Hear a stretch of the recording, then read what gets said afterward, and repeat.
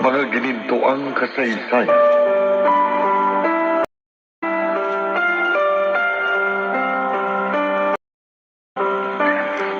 Papatayin niyo ako? Kaya niyo na, Tay? Katulad ng sinabi ko, gagawin ko na ang hindi ko nagawa noon. Tay? Vincent, anak. Bakit niyo ako niyayakap? Hindi ba papatayin niyo ako? Kaya kayo narito at may dalang baril. Anak ko. Huwag niyo akong yakapin. Bitiwan niyo ako. Ito ang gusto kong gawin na hindi ko nagawa noon. Ang yakapin kita. Dinadramahan niyo ba ako? Tay, hindi bagay sa inyo. Dahil hindi ganyan ang pagkakakilala ko sa inyo. Alam ko, dahil masama akong tao, hindi ako naging mabuting ama sa Kaya inyo. walang dahilan para gawin niyo ito. Kung gusto niyo patayin ako, gawin niyo na. Hindi ako natatakot. Hindi ko magagawa, anak. Ito ang baril. Ako ang patayin mo. Hindi kita sisisihin. Tay, Gawin mo na, Vincent. Patayin mo na ako.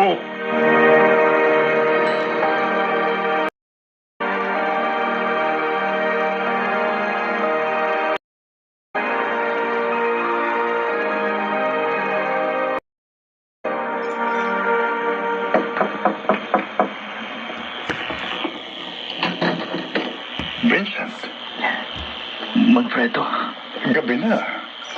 Bakit ka napasugod dito sa bahay ko? At ano yung dala mo? Baril? galing ito kay Itay. Ano? Teka. Halika, pumasok ka muna at mag-usap tayo. Maupo ka. Ngayon, gusto kong malaman ang lahat. Ikuwento mo sa akin kung ano nangyari. At bakit may dala kang baril?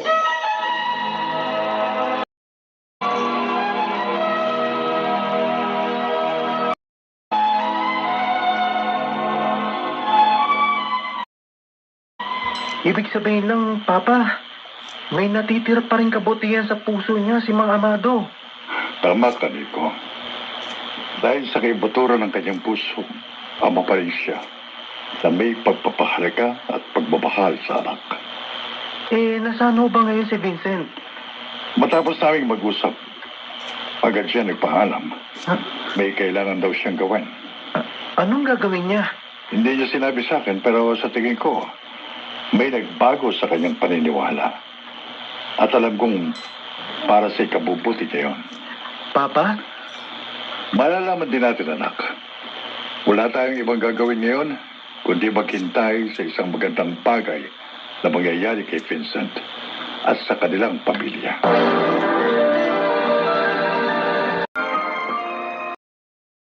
Mga ginintuang kasaysayan.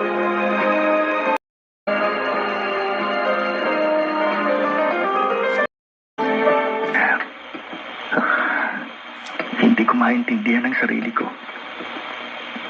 Pero nakaramdam ako ng sobrang pagkasabi kay Inay. Nakaramdam din ako ng awa sa kanya. At narealize ko na may mga nagawa akong mali sa buhay ko.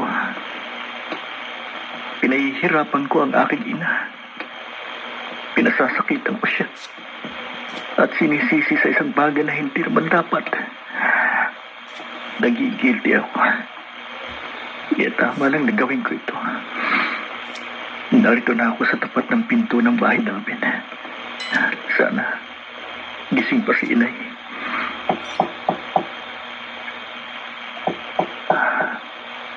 Tulog na siguro.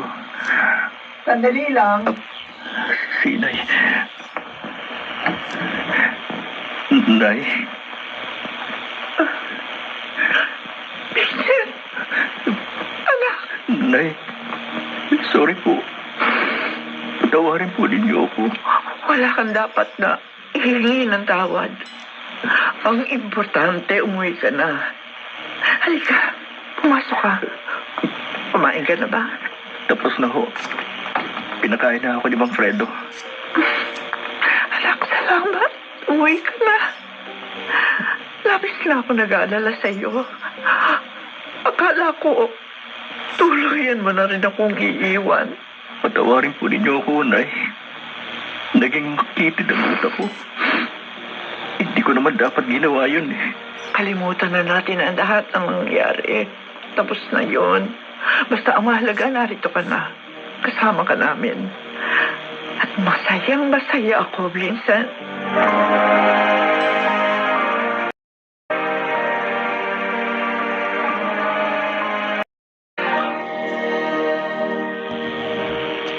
Kuya, salamat naman umuwi ka na.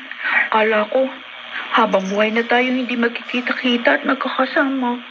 Pasensya ka na, Johanna. Kung pinag-alala ko kayo ni Inay. Okay lang, ayos na yun. Hindi ba sabi ni Inay, ang mahalaga nandito ka na at kasama na namin. Pero, curious lang ako, kuya. Ano nga palang dahilan? Bigla mong naisipan na umuwi. Nakausap ko si Itay. Nagkaharap kami. Talaga? Oh, ano naman ang kinalaman niya sa pag-uwi mo? Nagniyakap ako ni Itay. Naisip ko si Inay. Ha? Hindi ko maintindihan pero iba ang naramdaman ko nang yakapin ako ni Itay. Oo? Nagtalo ang damdamin ko. Hindi ko alam kung matutuwa ako o mananatili pa rin galit sa kanya.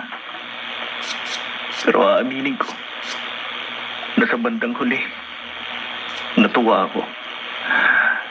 May pagpapahalaga pa rin palang natitira si Itay sa puso niya para sa akin. Siguro sa atin na rin. Naisip ko lalo si Inay na sobra-sobrang pagmamahal sa atin. Bigla ko siyang na-miss.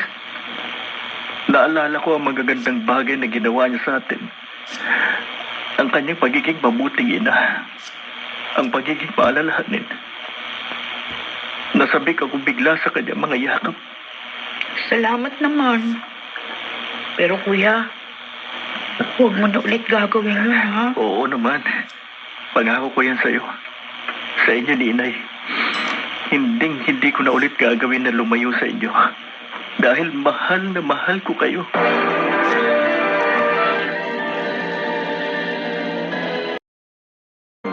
Mga ginintuang kasaysayan.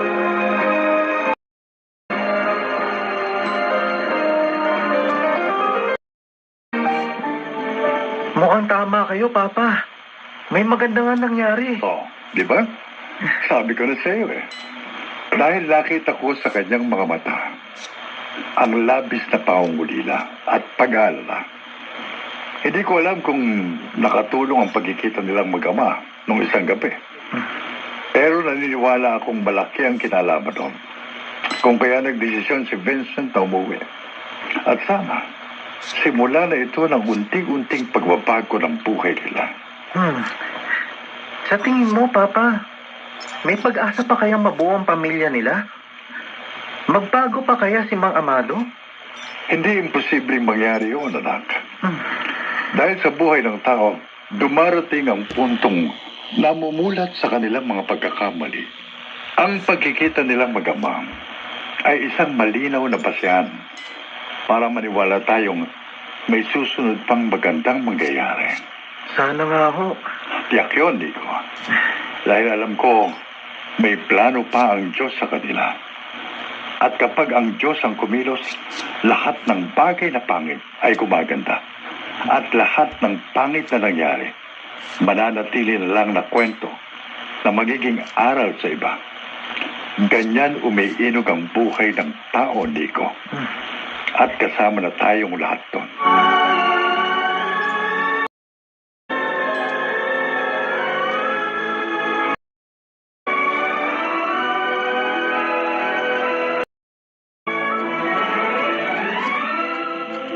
Oh, bakit ngayon ka lang? Saan ka ba galing? Halos magdamag kang nawala.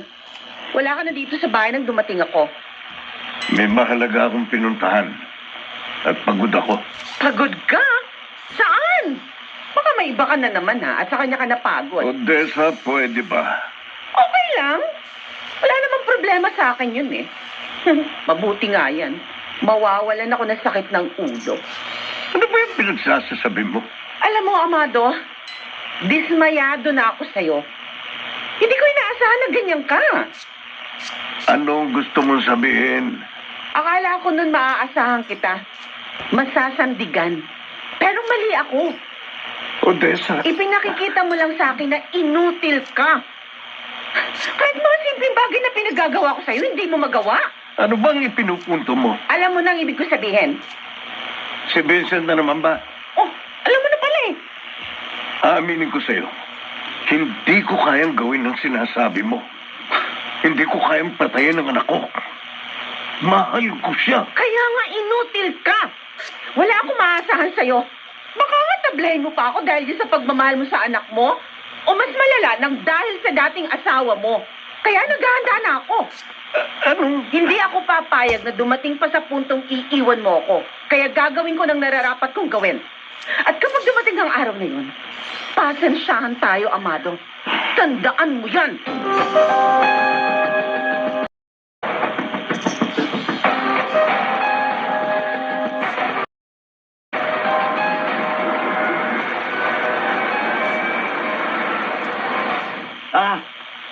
Mabuti naman dinalaw mo ako, Amado.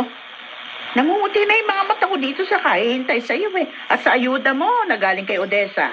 Alam niyo, inay, para kayong sirang plaka. O bakit naman? Sa tuwing magkikita tayo, yan lagi ang sinasabi niyo sa akin eh. Wala namang iba. Uy, anong gusto mong sasabihin ko sa iyo? Dapat ba tanungin kita kung kumain ka na ba? Eh, alam mo namang wala akong may makakain sa iyo. Dahil umaasa lang ako sa binibigay ni Odessa. Eh, hindi naman lang ako kinukumusta eh. Kanya ba gusto mo? O ano, kumusta ka na, Amado? Ewan ko sa inyo. Ha? Diyan na nga kayo. Hoy! Saan ka pupunta? Bumalik ka rito! Hindi pa tayo tapos mag-usap! Wala ka pa binibigay! Amanda! Aba, tuloy-tuloy na umalis. Sinarado pa pinto. Na hindi man lang ako tinanong kung may pera. Abay, ano ba nangyayari doon? Hindi kaya nag-away na naman sila ni Odessa? Naku, huwag naman sana. Kapag nangyari yun, gutom na naman ang aabutin ko. At ayoko mangyari yan.